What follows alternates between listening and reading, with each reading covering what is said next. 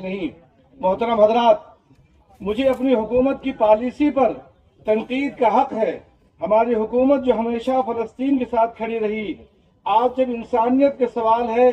تو خاموش ہے، بلکہ اس سے بڑھ کر افسوسناک امر یہ ہے کہ بھارت اسرائیل کو اسلحہ فراہم کر رہا ہے۔ بھارت اسرائیل کو اسلحہ فراہم کر رہا ہے، جیسا کہ خود بھارت کے 111 سابق اعلیٰ افسران، IAS اور IPS، فوجی اور سفارتی افسران نے حال ہی میں وزیر اعظم کو خط لکھ کر کہا ہے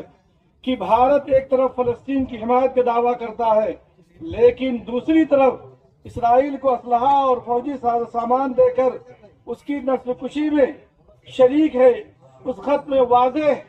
طور پر لکھا گیا ہے کہ بھارت نے اسرائیل کو راکٹ دے کر دھماکہ خیز مواد اور مہلک ڈرون فراہم کیے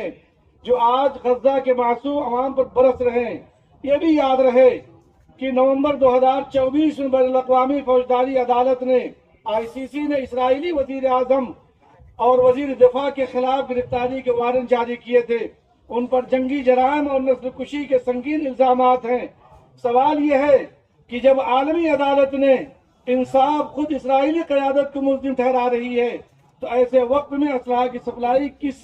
کس اخلاقی معیار پر پوری اترتی ہے؟ اس لیے ہم یہ صاف کہنا چاہتے ہیں کہ بھارت ہمیشہ فلسطین کے حق، خودداریت اور انصاف کا حامی رہا ہے، لیکن آج کی پالیسی نہ صرف ہماری تاریخی روایات کے خلاف ہے بلکہ عالمی برادری میں ہماری ساکھ کو بھی مجروح کر رہی۔ جمعیت علماء ہند نے ابھی 2 دن قبل اپنی مجلس عاملہ میں فلسطین سے متعلق اس حقیقت کو اجاگر کیا ہے کہ 1 لاکھ سے زائد انسانوں کا قتل اور عام شہریوں کو بھوک پیاس کی سزا دے کر موت کے گھاٹ اتارنا دہشت گردی کی بدترین مثالیں ہیں، جن پر امریکہ اور اس کا ہمنواؤں کا رویہ شرمناک چشمپوشی کا مظہر ہے۔ مزید برآں گریٹر اسرائیل کا منصوبہ اور غزہ کی زمین کو مکمل طور پر قبضے اور عراق میں لینے کے عزائم اس بات کی نشانی ہے کہ فلسطین کو دنیا کے نقشے سے مٹانے کی سازش جاری ہے۔ یہ نو آبادیاتی ذہنیت اور انتہا پسندانہ عزائم کا شاخسانہ ہے جس کے خلاف آج عالمی ضمیر عمومی طور پر احتجاج کر رہا ہے۔ عالمی طاقتوں کی خاموشی اور چشمپوشی